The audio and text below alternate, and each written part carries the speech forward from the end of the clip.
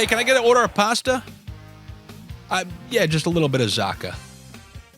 A plus 550? No, I think that sounds good. That sounds good, right? Plus 550 sounds good. How did it sound last night? Sounded pretty damn good. Along with that Boston Bruins win for all you, Dan. Hey, Dan, I didn't forget it, but somebody messaged me on I don't check Facebook, but somebody messaged me, I think because sometimes they filter in through Instagram, they kind of just merged it all, and they put like a pouting face like, hey, what happened to the Dan bet? Well, you got yourself a Dan bet, the Boston Bruins.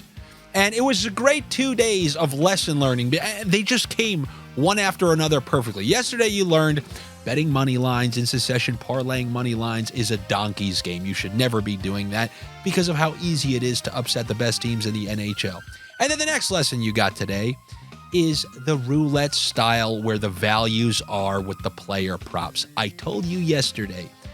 We missed a couple yesterday. Oh, my God. Well, full bowl of pasta, a little bit of Zaka, and then a little rust with some Sidney Crosby. 2 plus 500s. Now, I don't think you gots to be a mathematician, but let's do some. I gave out, 4 yesterday? Okay, those lost. Okay, so now you have 2 plus 500s and a plus 550 and a plus 500 that hit. So if these are all $10 bets, we cleared the 4 losses. And then we cleared the 3 ones that didn't. I'm up on that's how it works. And then when you couple that with the Boston Bruins Dan bet, it was a damn good day. And now we're looking at a damn good week. A Dan good week. Wow, I don't give a Dan. It's been a very good week, and it's been a nice lesson learning week for you guys. And then something that I just want to bring to your attention. Last 2 nights, talked about these games on the Patreon a little bit. Didn't really give out bets on here, but I was able to nail some massive plus money parlays on meaningless games. Because when you have games with teams, with stuff on the line, you don't know which way it can go. Is it going to be a tight checking game? Or is it going to be kind of loose? Is it going to be that Arizona Rangers game? I don't know. Anything can kind of be on the table, but I've been trying to isolate games where nobody has anything on the line. 2 nights ago, it was Sharks and Kraken. Zetterlund, 2 points. Bjorkstrand, that whole line had 2 points. And I was able to nail some huge plus money parlays. Literally a single goal. It was Kostin. Zetterlund assist was plus 800 on Draftkings. I mean, absurd. That hit. 2-point combos on the Kraken hit. And then last night, I told everyone on the Patreon, I'm going to try a 2-point assortment on that Anaheim-Calgary Flames game. Kadri for 2 points, Terry for 2 points. That was plus 1,700. And then even the Zegras assist with a McTavish point was plus 600. There were incredible values, and there's nothing to play for. Well, who cares if the score is 6-5? Who cares about defense? You're getting guys time. You're allowing them to just play freely, experiment, try different things on the power play. And that's kind of where you can find some of these ruckus games. So in this last week and a half, 2 weeks of the season, if I see a couple bums playing each other, just know, I shouldn't even have to tell you, just take some wild sprinkles because I think there's going to be some opportunities in those games. But the game that I'm going to start with tonight, it stood out to me. I even knew before the game last night, I say, if this doesn't go their way, I liked Vegas to win. I told them that on the Patreon because I love how they've been playing. They won every game on that road trip. Then they were coming home to play Vancouver, who's been playing all. They struggled to get points against the Anaheim Ducks. They have been losing relatively consistently. And let's just be honest, they're struggling. Lindholm hasn't been playing. It's been a rough patch for them. And I knew if they caught a beating at the hands of Vegas that I immediately wanted to jump on them the next night. And here's another day of lessons for you people. So Monday's lesson was don't parlay money lines. Don't take too many money lines because the NHL, the 49ers, can lose to the worst team in the league. Tuesday's lesson was if you take unbelievable values, which we're going to give more of today, on assist, points, you're going to be able to make yourself a winner in the long run. And any donkey out there who tries to say, no, I read the book on game. They say parlay is a sucker bet. Yes, parlay is a sucker bet. What they're trying to tell you is the parlays I'm trying to tell you not to take. You don't parlay the Cleveland Browns and the Cincinnati Bengals. You don't parlay the Colorado Avalanche. Same game parlays with affiliated players. You simply don't know the game of hockey if you think me saying, 2 points for line mates is a parlay. You think people score unassisted goals in the NHL? What, 1 out of 10? Every single player has people affiliated with his goals. So I'm just trying to take the affiliated member, the most likely affiliated member of that player's goal. The player is the bet. Crosby was the bet. If Crosby gets 2 points, how can Russ not have a little something on that? So just know, I'm not saying parlays like the donkey style, the ones that probably many of you like taking. Parlays that have heavy association with the original bet. If I take Panarin for over 1.5 today, which I'm probably going to do, how the hell can Trocheck or Lafreniere not be involved on either of those goals? No, they are, which is why we're going to come back to that bet in just a minute. But I'm going to talk about the game that I like the most. That is the Vancouver Canucks, and the lesson that I'm going to teach you today, which is I like the Canucks to win. These Coyotes have been playing in some wacky-ass mullet arena games. You have that 8-5 loss to the Rangers, like the 8-4 win against the Nashville Predators. Anything can happen. So what can I do? I want to take Vancouver to win? All right, why don't you give me their over 3.5 goals? I don't even need the win. What if they lose some crazy 6-4 game? I do like, coming off that loss, Vancouver coming out, playing well, and scoring some goals. The over 3.5 for Vancouver is a way you can avoid money.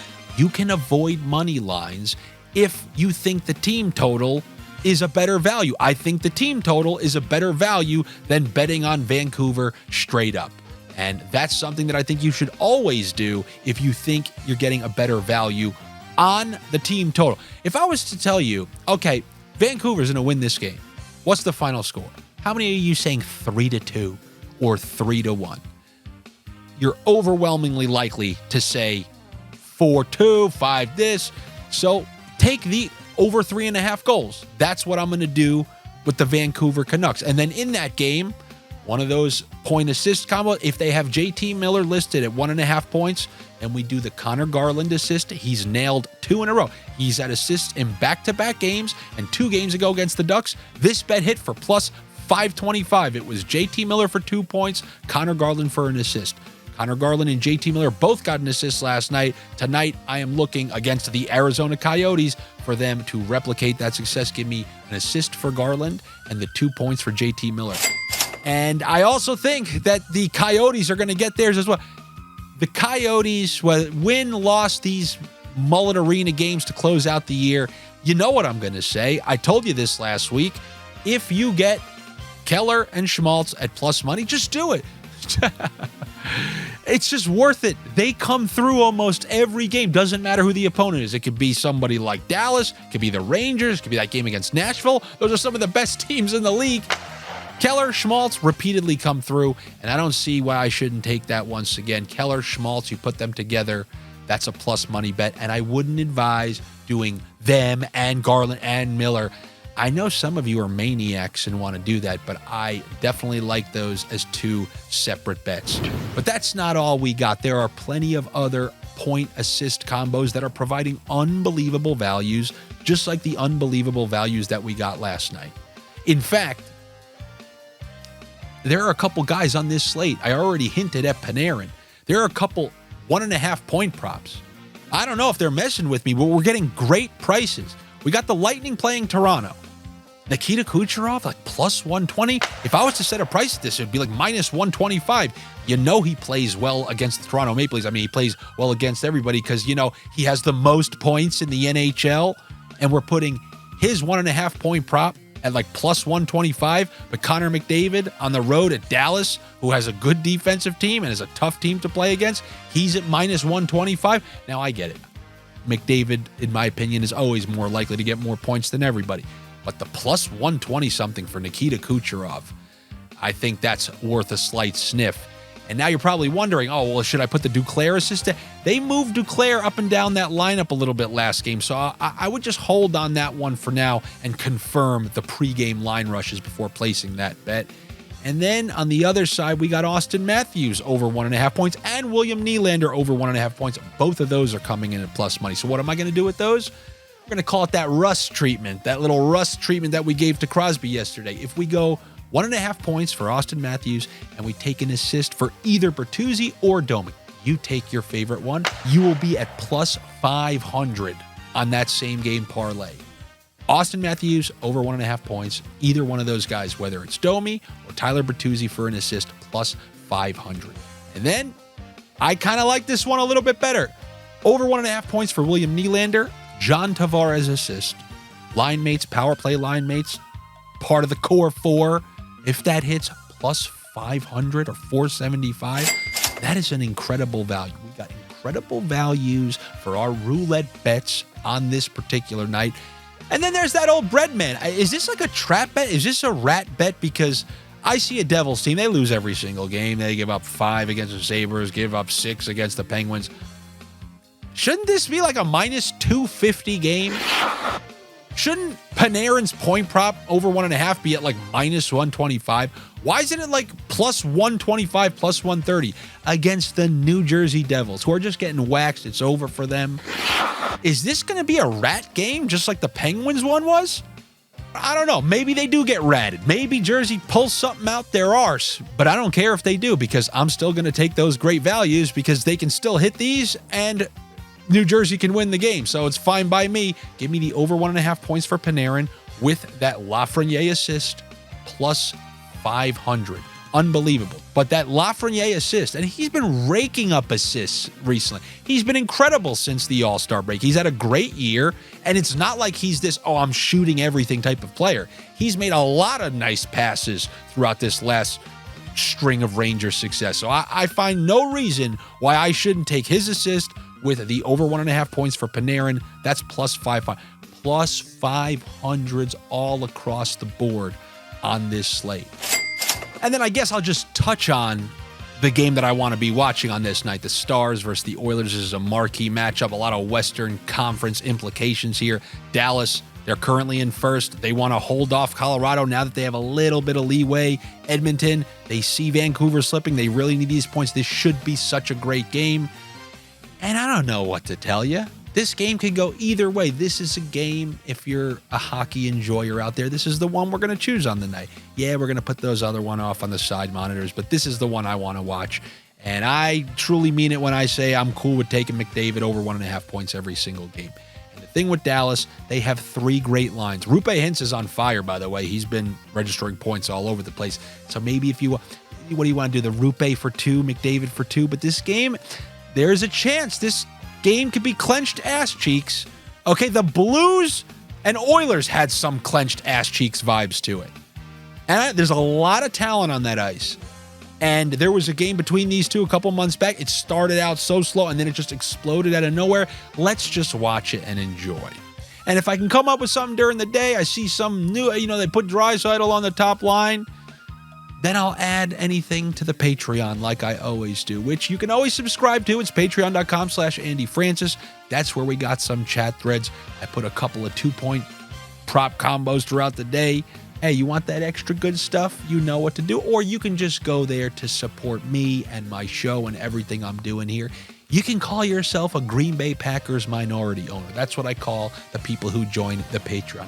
Notice that I still got no sponsors here. I don't mind. I'm not worried that Tic Tacs doesn't want to run an ad on my videos because I got the Green Bay Packer minority owners. And that's you fine people of the Patreon who all this good stuff is for. Just a reminder, you own absolutely nothing. And if I was ever to do something with this show, you get a grand total of nothing. I will be back with you guys tomorrow to talk Thursday Sniffs. Good luck to you. Better luck to me. As always, do me a favor. I hit you with some parlays. At least hit me with some comments, some likes. Share the video. Post it on Facebook where that guy asked me for a Dan bet. It all helps. You guys can see the numbers on these videos. I told you, the day you start seeing 50, 60,000, I'll never ask you for a thing. It's in the freak stage. We're in the freak stage where I need clicks to get. I'm sick to have to ask for clicks. Always know that. Always know that I'm about to die. I'm going to be in purgatory. And when they're deciding between heaven and hell, they may say, just see how many times you ask them for the engagement. And then I'll be, you know what? Send me to hell. All right. I'll see you guys tomorrow.